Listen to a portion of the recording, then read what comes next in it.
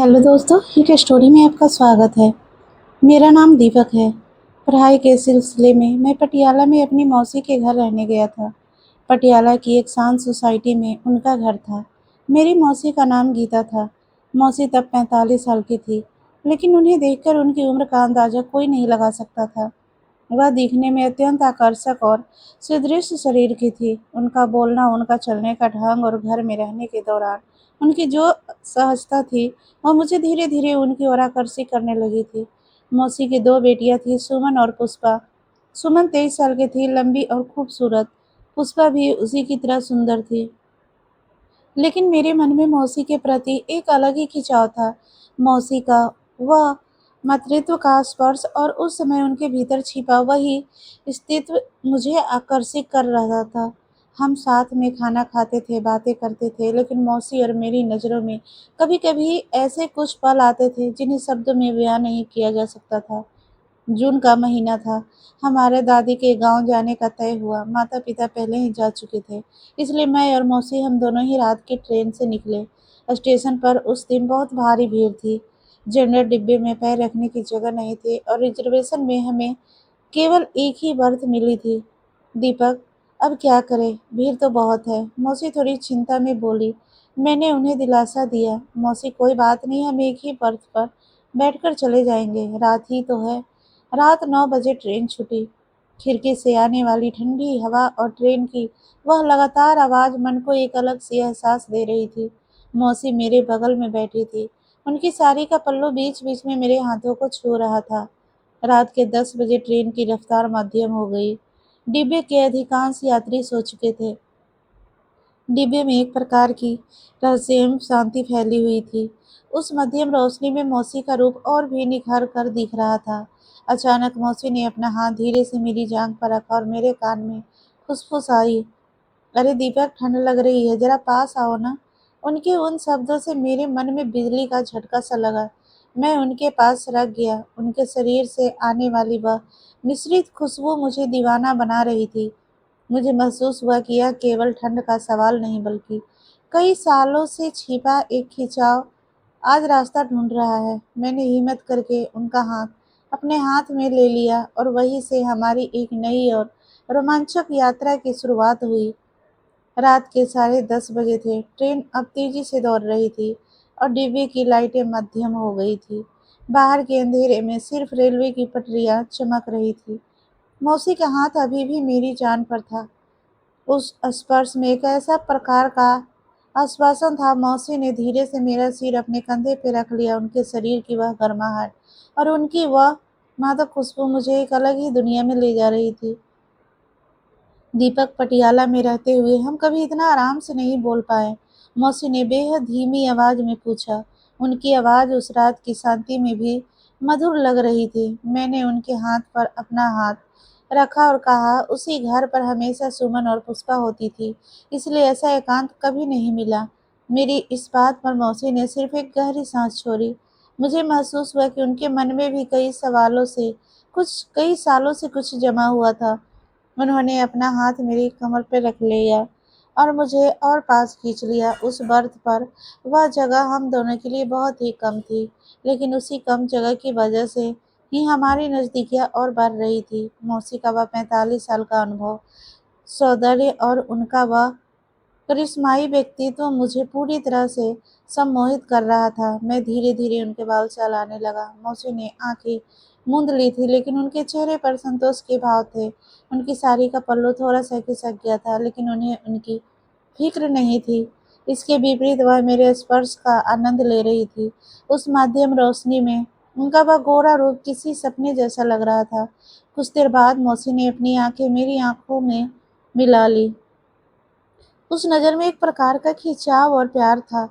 वह कुछ बोली नहीं, लेकिन उनकी नज़र में सब कुछ कह दिया था। मैंने उनके माथे पर प्यार से एक किस किया। उस पल मुझे महसूस हुआ कि यह रिश्ता अब केवल मौसी और भांजे तक ही सीमित नहीं रहा था। ट्रेन की वह लगातार खरखर खरखर की आवाज़ हमारे दिल की धड़कनों से मिलती-जुलती लग रही थी। रात के उस सफ़र में जहाँ बाकी की दुनिया सो रही थी, वहाँ हम दोनों एक नए रिश्ते को बुन रहे थे। मौसी ने अपना हाथ मेरे गाल पर फेरा और कहा, दीपक, आज मुझे बहुत सालों बाद इतना हल्का लग रहा है। हमारे बीच की वह चिंगारी सी बातचीत अब शब्दों से परे चली गई थी। हम एक दूसरे के आगोश में इस तरह खो गए थे कि बाहर की दुनिया को हम पूरी तरह भूल चुके थे।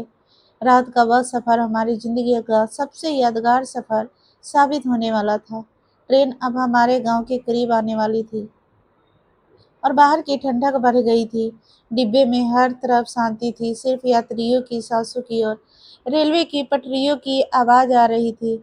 मौसी ने अपना हाथ धीरे से मेरी कमर से सरकाते हुए मुझे खुद की तरफ और मजबूती से खींच लिया। उन्होंने अपनी आंखें बंद की थी, लेकिन उनके चेहरे पर एक विलक्षण चमक थी। दीपक, जिंदगी में कभी-कभी ऐसे पल आते हैं जब हम नियमों का परवाह नहीं करते। वह मेरे कानों में बेहद धीमी आवाज में बोली। उनकी वह गर्म सांसें मेरी गर्दन पर पड़ रही थी, जिसमें मेरे रोंगटे खड़े हो गए। मैंने उनके दोनों हाथ अपने हाथों में लिए। मौसी की उस 40 इंच की भारी और मुलायम कमर का स्पर्श मुझे एक अलग ही दुनिया में लेकर जा रहा था। उस साड़ी के पतले कपड़े के नीचे से उनकी त्वचा कितनी गर्म है, इसका मुझे एहसास हो रहा था। मैंने अपनी हिम्मत जुटाई और धीरे से उनके गाल पर हाथ फेरा। मौसी ने चौंकने की बजाय अपना चेहरा मेरे हाथ पर टिका दिया। उस पल मुझे महसूस हुआ कि उन्हें भी स्पर्श का कितना इंतजार था। 45 साल के इस सफर में उन्होंने खुद को घर के लिए, बेटियों के लिए खपा दिया था, लेकिन आज उन्हें खुद के वास्तविक का और एक स्त्री के रूप में रहने वाले खिंचाव का एहसास हो रहा था। हम उस तंग बर्थ पर एक दूसरे की बाहों में समा गए। मौसी का वह भरा हुआ शरीर और उनकी वह मादक खुशबू मुझे पूरी तरह दीवाना बना रही थी। मैं उनके बालों में हाथ फेर रहा था, तभी उन्होंने धीरे से मेरा मुंह अपने चेहरे के पास ले लिया। हमारे बीच की वह दूरी पूरी तरह मिट चुकी थी। उस अंधेरे में जहाँ किसी का भी ध्यान नहीं था, वहाँ हमारे एक रेशमी इकरार पर मोहर लग चुकी थी। मौसी ने मेरा हाथ पकड़ा और अपने दिल पर रख दिया। उनकी धड़कनें तेज से चल रही थी। यह देखो, यह सिर्फ तुम्हारे लिए तड़प रही है, वह बोली। उस रात ट्रेन की उस बर्थ पर हमने एक दूसरे के लिए वादों से हमारा रिश्ता हमारे लिए बदल गया था। वह अब सिर्फ मेरी मौसी नहीं बची थी, बल्कि वह मेरी एक गहरी दोस्त और मेरी भावनाओं की साथी बन गई थी। सुबह के 4 बजने वाले थे और हमारे गांव का स्टेशन करीब आ रहा था, लेकिन हमारे मन में इस सफर का अंत नहीं चाह रहा था, क्योंकि यह तो सिर्फ शुरुआत की एक अध्याय था। असली किताब तो अभी खुलनी बाकी थी।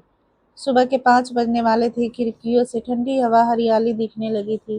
ट्रेन की रफ्तार अब धीमी हो गई थी। मौसी ने अपनी आंखें खोली और मेरी तरफ देखकर एक अर्थपूर्ण मुस्कान दी। एक रात में हमारे बीच का रिश्ता कई साल आगे चला गया था। दीपक, स्टेशन आते ही हमें फिर से पहले की तरह बर्ताव करना होगा, मौसी ने साड़ी ठीक करते हुए कहा, धीमी आवाज में कहा। उनकी आवाज में थोड़ी बेचैनी थी। मैंने उनका हाथ मजबूती से पकड़ा और कहा, मौसी, चिंता मत करो, यह राज सिर्फ हम दोनों के बीच ही रहेगा। स्टेशन पर दादी द्वारा भेजा गया ड्राइवर आया था। दादी के पुराने मकान में पहुंचने पर सबकी भाग दौड़ शुरू हो गई। मौसी ने घर में एकदम कदम रखते ही फिर से सबकी गीता मौसी का रूप अपना लिया। लेकिन जब जब उनकी और मेरी नजरें मिलती थी, तब तब उस रात की यादें से उनके गालों पर एक अलग सी लाली आ जाती थी। दोपहर का वक्त था। गांव का घर बड़ा होने के कारण सभी लोग अपने अपने कमरों में दोपहर की नींद लेने चले गए थे। मौसी को दादी ने पीछे की तरफ वाले कमरे में आराम करने के लिए कहा था। मैं पानी का बर्तन देने को बहाने वहां गया। मौसी ने दरवाजा खुला ही रखा था, मानो वह मेरा ही इंतजार कर रही हो। मैं अंदर गया और उन्होंने धीरे से दरवाजा बंद कर दिया। दीपक, तुम आ गए? उन्होंने पूछा। उस क्षण उनका वह भरा हुआ शरीर और भी आकर्षक दिख रहा था। गर्मी की दोपहर के कारण उनके माथे पर पसीने की कुछ बूंदें दिख रही थी। मैं पास गया और उनकी कमर में धीरे से हाथ डाल दिया। उनकी वह मुलायम कमर मेरे स्पर्श से हर उठी। मौसी, यहाँ कोई नहीं है, मैंने उनके कानों में कहा। मौसी ने मेरे बाल सहलाए और कहा, दीपक, तुमने मुझे पूरी तरह दीवाना बना दिया है। उस कमरे में हम एक दूसरे की बाहों में खो गए। बाहर परीक्षाओं का चहचहाना पक्षियों का और मकान की वह शांति हमारी उस रेशमी बातचीत की गवाह थी। पटियाला में रहते हुए जो रह गया था, वह इस गांव की मिट्टी में वह भी फलने फूलने लगा था। आज की यह दोपहर हमारे लिए फिर से एक नया अध्याय लेकर आई थी। अब हमें सिर्फ मौके का इंतजार करना था। गांव का सफर खत्म करके जब हम पटियाला लौटे तब हमारा रिश्ता पूरी तरह बदल चुका था। अब हम सिर्फ मौसी और भांजा नहीं बचे थे, बल्कि हम एक दूसरे के सबसे करीबी साथी बन गए थे। पटियाला आने पर शुरुआत में मुझे लगा कि घर की चहल पहल में हमारी यह नजदीकी कम हो जाएगी, लेकिन हुआ उसके उलटा ही। सुमन और पुष्पा कॉलेज चली जाती थी तो घर में सिर्फ मैं और मौसी होते थे। मौसी अब और भी खुलेपन से रहने लगी थी। कभी कभी वह दोपहर में जानबूझकर मेरे कमरे में आती थी। जब उनकी भरी और मुलायम कमर मेरे सामने आती तो मुझे उस ट्रेन की रात की याद आ जाती। मौसी के उस रूप ने मुझे पूरी तरह दीवाना बना दिया था। एक दोपहर सुमन और पुष्पा फिल्म देखने गई थी। मौसी ने उस दिन नीले रंग की साड़ी पहनी थी, जिसमें उनका गोरा रूप किसी चांदनी की चमक रही थी। उन्होंने मुझे किचन में बुलाया। मैं वहां गया तो वह मेरा पसंदीदा खाना बना रही थी, लेकिन उनकी नजरें सिर्फ मुझ पर टिकी थी। दीपक, तुम्हें याद है क्या वह ट्रेन की रातें? उन्होंने धीरे से पूछा। मैं पास गया और उनकी कमर को थाम लिया। उस पल से पूरे घर का माहौल सिंगारिक और हो गया। हम उस दोपहर घंटों बातें करते रहे और एक दूसरे के साथ रहे। मौसी ने मुझसे कहा कि उन्हें इस रिश्ते में एक नई दुनिया मिल गई है। अब उन्हें किसी का डर नहीं था, क्योंकि उन्हें मालूम था कि उनके इस रेशमी राज का सबसे बड़ा रखवाला मैं हूँ। उन्होंने मुझसे हक से कहा, दीपक, अब जब भी दिल करे तुम मेरे पास आ सकते हो। यह घर तुम्हारा ही है और यह मौसी भी तुम्हारी है। इस तरह हमारा रिश्ता पटियाला के उन बंद दरवाजे के पीछे और भी मजबूत होता गया। रात को जब सब तरफ शांति होती थी तब हम एक दूसरे की यादों में जीते थे। गांव की वह मिट्टी और पटियाला की यह बारिश हमारे इस प्यार की हमेशा गवाह रहेगी। जिंदगी में रिश्ते कैसे भी हो, लेकिन अगर उनमें एक दूसरे के प्रति सम्मान और खिंचाव हो तो वह रिश्ता दुनिया का सबसे सुंदर अनुभव दे सकता है। गीता मौसी और मेरा यह रेशमी राज आज भी हमारे मन में एक याद की तरह जिंदा है। दोस्तों, उम्मीद करती हूँ आपको हमारी कहानी पसंद आई होगी। कहानी पसंद आई हो तो वीडियो को लाइक करें और चैनल पर नए हैं तो चैनल को सब्सक्राइब करना ना भूलें। मिलते हैं कोई नई वीडियो के साथ। तब तक के लिए आप स्वस्थ रहिए, सुरक्षित रहिए। धन्यवाद।